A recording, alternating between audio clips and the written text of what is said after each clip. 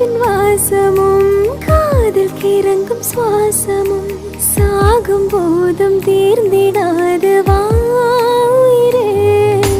காதில் உதைக்கும் பாதமும் மார்பில் கிடக்கும் நேரமும் வாழும் வரைக்கும் தேய்ந்திடாது வாயிரே. ஆணில் தாய்மை கருவாகும் ஈரம் பூத்து மழையாகும்